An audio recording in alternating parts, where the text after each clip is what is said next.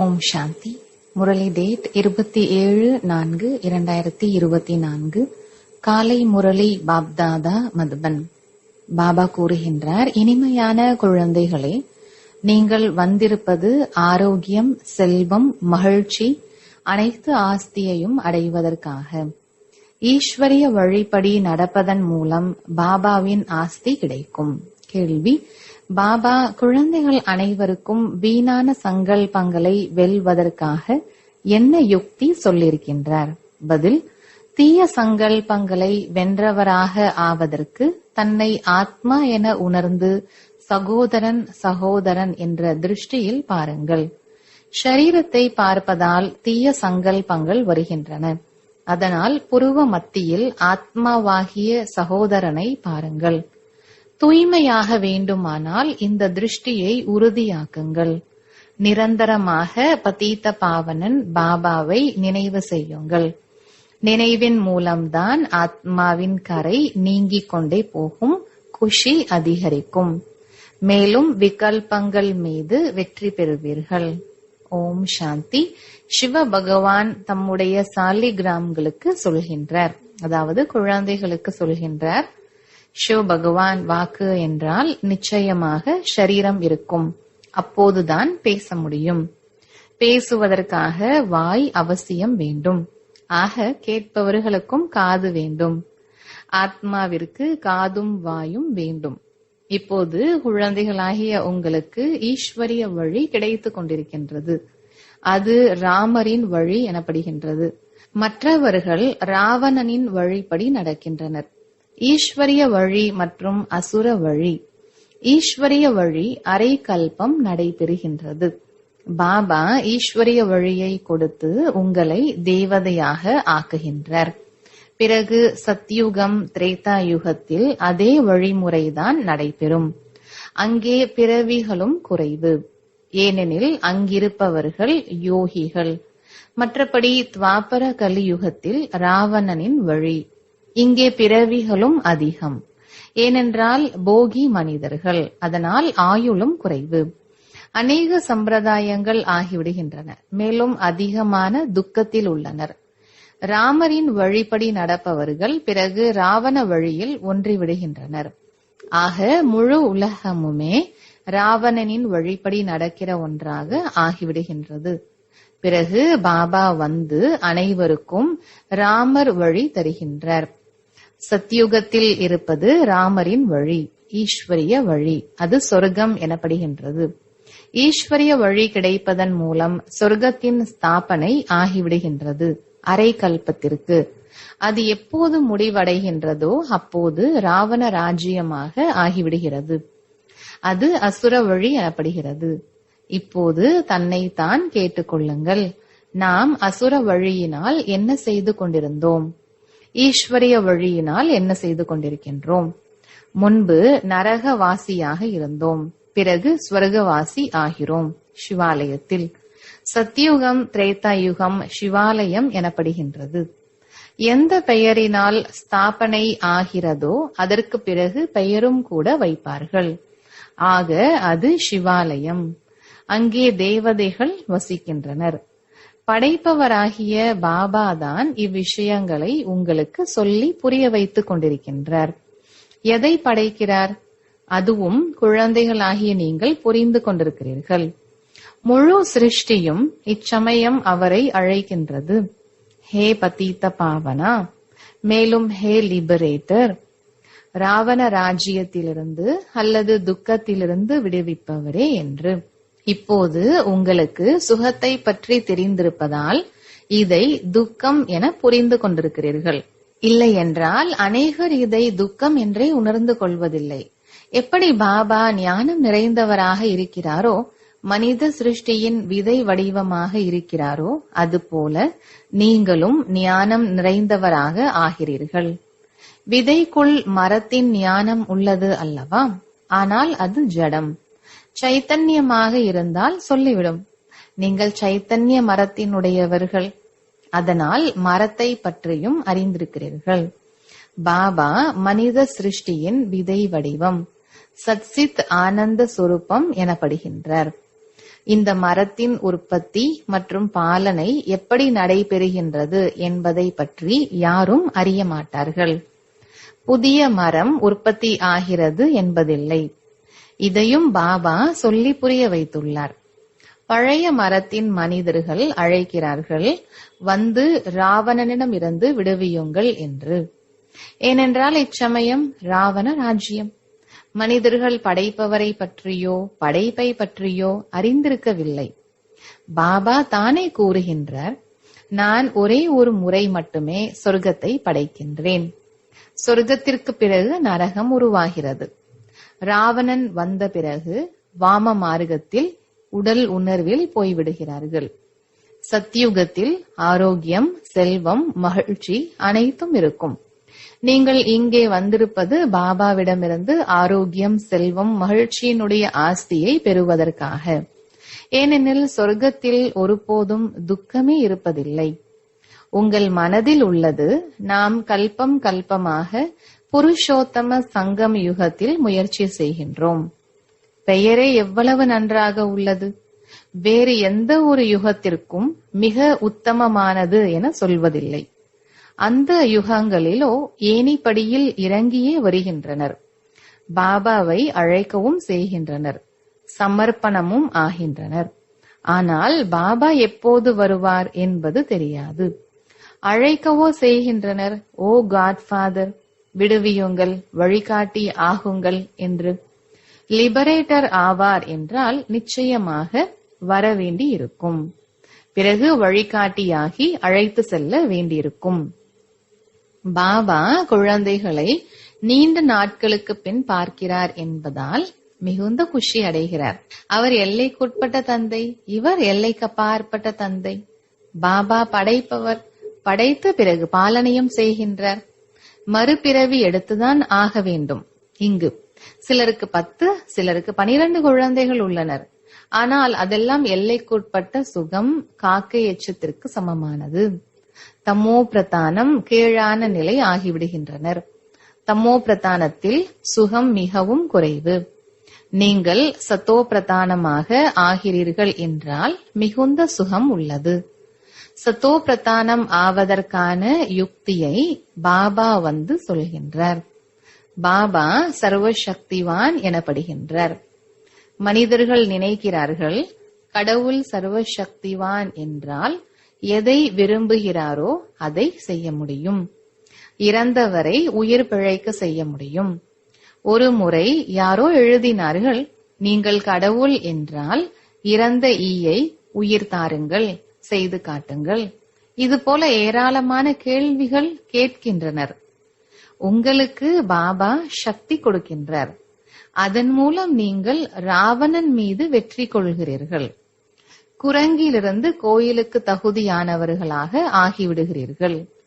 அவர்கள் பிறகு என்னென்ன உருவாக்கி விட்டிருக்கிறார்கள். உண்மையில் நீங்களெல்லாம் சீதாக்கள், பக்தைகள். உங்களை ராவணனிடமிருந்து விடுவித்திருக்கிறேன். ராவணனிடமிருந்து உங்களுக்கு ஒருபோதும் சுகம் கிடைக்காது. இச்சமயம் அனைவரும் ராவணனின் சிறையில் உள்ளனர். ராமரின் சிறை என்று சொல்ல மாட்டார்கள். ராமர் வருகிறார் ராவணனின் சிறையில் இருந்து விடுவிப்பதற்காக. 10 தலை உள்ள ராவணனை தயார் செய்கின்றனர். அவனுக்கு 20 புஜங்களை காட்டுகின்றனர்.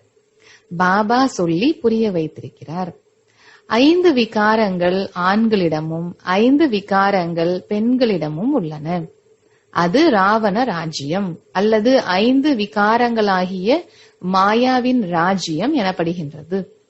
இவரிடம் நிறைய மாயா இருக்கிறது என்று சொல்ல மாட்டார்கள். மாயாவின் நஷா ஏறி இருக்கிறது என்பதில்லை. செல்வத்தை மாயா என்று சொல்ல மாட்டார்கள். தனம் சம்பத்தி எனப்படுகின்றது. குழந்தைகளாகிய உங்களுக்கு சம்பத்தி முதலியன நிறையவே கிடைக்கின்றது. நீங்கள் எதையும் கேட்க வேண்டிய அவசியம் இருக்காது. ஏனெனில் இதுவோ படிப்பு. படிப்பில் கேட்க வேண்டியுள்ளதா என்ன?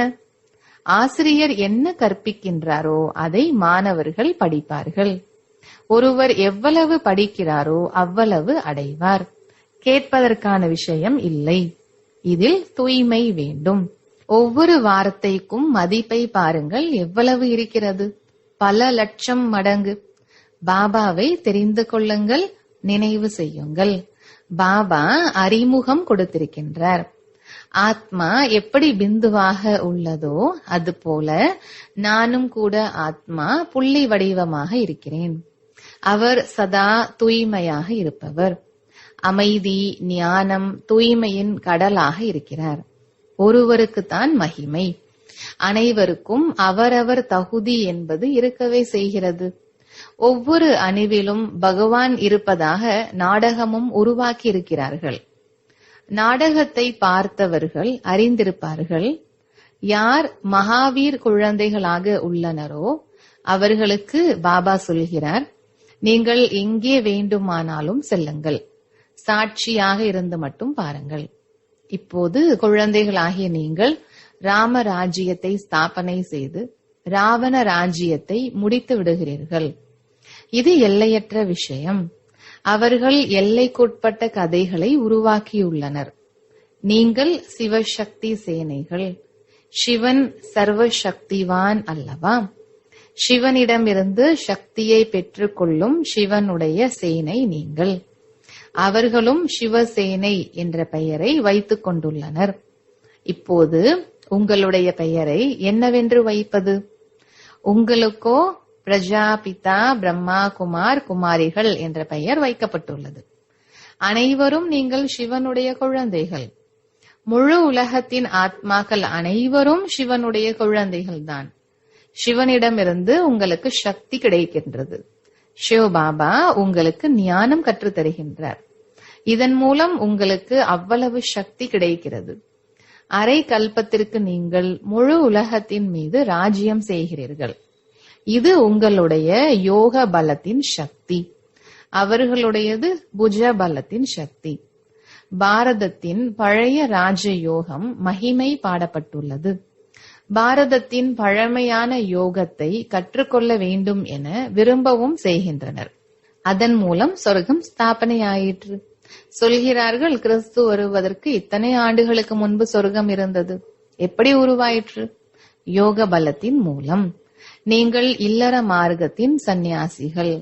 அவர்கள் வீடு வாசலை விட்டுவிட்டு காட்டிற்கு சென்று விடுகின்றனர். டிராமா படி ஒவ்வொருவருக்கும் பாகம் கிடைத்துள்ளது. இவ்வளவு மிக சிறிய புள்ளியில் எவ்வளவு பாகம் அடங்கியுள்ளது? இதை இறைவன் செயல் என்று சொல்வார்கள். பாபாவோ சதா சக்திவானாக தங்க யுகத்தவராக உள்ளார். இப்போது நீங்கள் அவரிடமிருந்து சக்தியை பெறுகின்றீர்கள். இதுவும் டிராமா உருவாக்கப்பட்டுள்ளது. 1000 சூரியன்களை விட தேஜோமயமானவர் என்பது இல்லை. யாருக்கு என்ன பாவனை உள்ளதோ அந்த பாவனையில் பார்க்கிறார்கள். கண்கள் மிக சிவப்பாக ஆகிவிடுகின்றன. போதும், என்னால் சகிக்க முடியவில்லை. பாபா சொல்கிறார், அதெல்லாம் பக்தி மார்க்கத்தின் சம்ஸ்காரங்கள். இதுவோ ஞானமாகும். இதில் படிக்க வேண்டும். தந்தை ஆசிரியராகவும் உள்ளார், படிப்பு சொல்லி தருகின்றார். நமக்கு சொல்கின்றார், நீங்கள் தமோ பிரதானத்திலிருந்து சத்தோ பிரதானமாக ஆக வேண்டும். பாபா சொல்லி புரிய வைத்துள்ளார், தீயதை கேட்காதீர்கள். மனிதர்களுக்கு தெரியாது இதை யார் சொன்னார்கள் என்று. முதலில் குரங்கின் சித்திரத்தை உருவாக்கினார்கள். இப்போது மனிதர்களுடையதை உருவாக்கி கொண்டிருக்கிறார்கள். பாபாவும் நளினி சகோதரியின் சித்திரத்தை உருவாக்கியிருந்தார். மனிதர்களுக்கு பக்தியின் நஷா உள்ளது. பக்தியின் ராஜ்யம் நடக்கிறது அல்லவா? இப்போது ஞானத்தின் ராஜ்யம் உள்ளது. வித்தியாசமாகி விடுகின்றது. குழந்தைகளுக்கு தெரியும், நிச்சயமாக ஞானத்தினால் மிகுந்த சுகம் உள்ளது. பிறகு பக்தியால் படிப்பில் கீழே இறங்குகின்றனர். நாம் முதலில் சத்யுகத்திற்கு செல்கிறோம். பிறகு சக்கரத்தில் பேன் போல கீழே இறங்குகின்றோம். 1250 ஆண்டுகளில் 2 கலைகள் குறைந்து விடுகின்றன. சந்திரன் போல என்று கூறுவார்கள். சந்திரனுக்கு கிரகணம் பிடிக்கின்றது. கலைகள் குறைய தொடங்குகின்றன. பிறகு கொஞ்சம் கொஞ்சமாக கலைகள் அதிகரிக்கின்றன. 16 கலைகளாக ஆகிவிடுகின்றது. அது அல்ப காலத்தின் விஷயம். இச்சமயம் அனைவர் மீதும் ராகுவின் கிரகணம் பிடித்துள்ளது. உயர்ந்ததிலும் உயர்ந்தது பிரகஸ்பதியின் தசா, தாழ்ந்ததிலும் தாழ்ந்தது ராகுவின் தசா. ஒரே அடியாக அனைத்தையும் இழந்து ஏழையாகி விடுகின்றனர். பிரகஸ்பதி தசாவினால் நாம் ஏறுகின்றோம். அவர்கள் எல்லையற்ற தந்தை பற்றி அறிய மாட்டார்கள். இப்போது ராகுவின் தசாவோ அனைவர் மீதும் நிச்சயமாக உள்ளது. இதை நீங்கள் அறிவீர்கள், வேறு யாருக்கும் தெரியாது. ராகுவின் தசாதான் அனைத்தும் இழந்தவர்களாக ஆக்குகின்றது. பிரகஸ்பதி தசா மூலம் செல்வந்தர் ஆகின்றனர். பாரதம் எவ்வளவு செல்வம் மிகுந்த நாடாக இருந்தது. ஒரு பாரதம் மட்டுமே இருந்தது. சத்யுகத்தில் ராமராஜ்யம் தூய்மையான ராஜ்யமாக உள்ளது. அதற்கு மகிமை உள்ளது. தூய்மை இழந்த ராஜ்யத்தில் உள்ளவர்கள் பாடுகின்றனர், நிர்குணவானாகிய என்னிடம் எந்த ஒரு நற்குணமும் இல்லை என்று. அந்த மாதிரி நிறுவனங்களும் உருவாகியுள்ளன. நிர்குண ஸ்தாபனம். அட, இங்கே முழு உலகமுமே நிர்குண நிறுவனமாக உள்ளது, ஒருவரின் விஷயம் அல்ல. குழந்தையை எப்போதுமே மகாத்மா என்கிறார்கள். நீங்கள் பிறகு சொல்கிறீர்கள் எந்த ஒரு குணமும் இல்லை என்று. இதுவோ முழு உலகமுமே குணம் இல்லாததாக உள்ள காரணத்தால் ராகுவின் தசா பிடித்துள்ளது. இப்போது பாபா சொல்கின்றார், தானம் கொடுத்தால் கிரகணம் விட்டு போகும். இப்போது அனைவருமே சென்றாக வேண்டும் அல்லவா?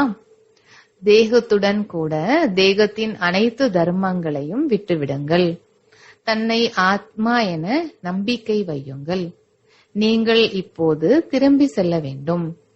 தூய்மை இல்லாத காரணத்தால் யாராலும் திரும்பி செல்ல முடியாது. இப்போது தூய்மை ஆவதற்கான யுக்தியை சொல்கின்றார். எல்லையற்ற தந்தையை நினைவு செய்யுங்கள். அநேகர் சொல்கின்றனர், பாபா நான் மறந்து போகிறேன் என்று. பாபா சொல்கின்றார், இனிமையான குழந்தைகளே, பதீத பாவனர் பாபாவை மறந்துவிட்டால் நீங்கள் எப்படி தூய்மை ஆவீர்கள்? என்ன சொல்கிறீர்கள் என்பதை பற்றி சிந்தனை செய்யுங்கள். மிருகங்கள் கூட ஒருபோதும் இவ்வாறு சொல்லாது, நான் என்னுடைய தந்தையை மறந்து விடுகின்றேன். நீங்கள் என்ன சொல்கிறீர்கள்? நான் உங்களுடைய எல்லையற்ற தந்தை. நீங்கள் வந்திருக்கிறீர்கள் எல்லையற்ற ஆஸ்தியை பெறுவதற்காக. நிராகாரர் தந்தை சாகாரத்தில் வந்துள்ளார். அப்போதுதான் படிப்பு சொல்லித்தர முடியும். இப்போது பாபா இவருக்குள் பிரவேசமாகி இருக்கிறார். இவர் பாப் தாதா. இருவருடைய ஆத்மாக்களும் இந்த புருவ மத்தியில் உள்ளன. நீங்கள் சொல்கிறீர்கள் பாப் தாதா. ஆக நிச்சயமாக இரண்டு ஆத்மாக்களுமே இருக்கும், சிவபாபா மற்றும் பிரம்மாவின் ஆத்மா. நீங்கள் அனைவரும் பிரம்மா குமார் குமாரி ஆகியிருக்கிறீர்கள். உங்களுக்கு ஞானம் கிடைக்கிறது என்றால் புரிந்து கொள்கிறீர்கள், நாம் சகோதரன் சகோதரர்கள். பிறகு பிரஜாபிதா பிரம்மா மூலம் நாம் சகோதரன் சகோதரி ஆகிறோம். இந்த நினைவு பக்காவாக இருக்க வேண்டும். ஆனால் பாபா பார்க்கின்றார், சகோதரன் சகோதரி என்பதிலும் கூட பெயர் ரூபத்தின் கவர்ச்சி உள்ளது. அநேகருக்கு இதனால் விகல்பங்கள் வருகின்றன. இப்போது பாபா சொல்கின்றார், தன்னை ஆத்மா என உணர்ந்து சகோதரன் சகோதரன் என்ற திருஷ்டியில் பாருங்கள். ஆத்மாக்கள் அனைவரும் சகோதரர்கள். சகோதரர்கள் இருந்தால் தந்தை அவசியம் வேண்டும். அனைவருக்கும் ஒரே தந்தை. அனைவரும் தந்தையை நினைவு செய்கின்றனர். இப்போது பாபா சொல்கின்றார், சத்தோ பிரதானம் ஆக வேண்டும் என்றால் என்னை மட்டும் நினைவு செய்யுங்கள். எவ்வளவு நினைவு செய்வீர்களோ அந்த அளவு கரை நீங்கிக் கொண்டே போகும், குஷி அதிகமாகும். மேலும் வரிசை கிரமமாக முயற்சியின் அனுசாரம் கவர்ச்சி ஏற்பட்டு கொண்டே இருக்கும். நல்லது. இனிமையிலும் இனிமையான வெகு காலம் கழித்து காணாமல் போய் கண்டெடுக்கப்பட்ட செல்ல குழந்தைகளுக்கு தாய் தந்தை பாப் தாதாவின் அன்பு நினைவுகளும் காலை வணக்கமும். ஆன்மீக குழந்தைகளுக்கு ஆன்மீக தந்தையின் நமஸ்காரம்.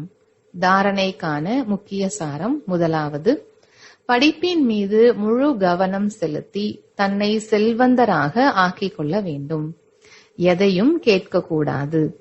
ஒரு பாபாவின் நினைவு மற்றும் தூய்மையின் மூலம் பல கோடிக்கு அதிபதி ஆக வேண்டும்.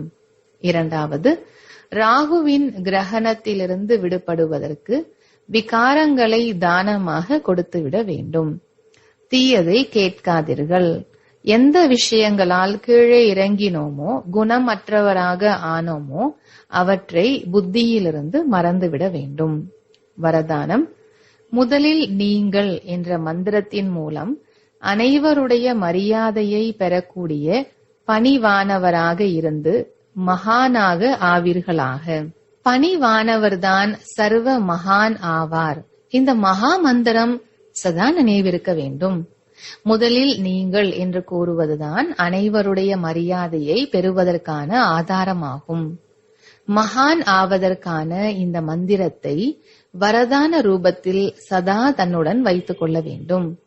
வரதானங்களாலேயே வளர்ந்து கொண்டே பறந்து கொண்டே இலக்கை சென்றடைய வேண்டும். எப்பொழுது வரதானங்களை காரியத்தில் பயன்படுத்துவதில்லையோ அப்பொழுதே உழைக்கின்றீர்கள். ஒருவேளை வரதானங்களால் வளர்ந்து கொண்டே இருந்தீர்கள் என்றால், வரதானங்களை காரியத்தில் ஈடுபடுத்திக் கொண்டே இருந்தீர்கள் என்றால் உழைப்பு முடிவடைந்துவிடும். எப்போதும் வெற்றி மற்றும் திருப்தியை அனுபவம் செய்து கொண்டே இருப்பீர்கள். ஸ்லோகன்: முகத்தின் மூலம் சேவை செய்வதற்காக சதா தன்னுடைய புன் சிரிப்புடன் கூடிய ரமணீகரமான மற்றும் கம்பீரமான சொரூபத்தை வெளிப்படுத்துங்கள். நல்லது. ஓம் சாந்தி.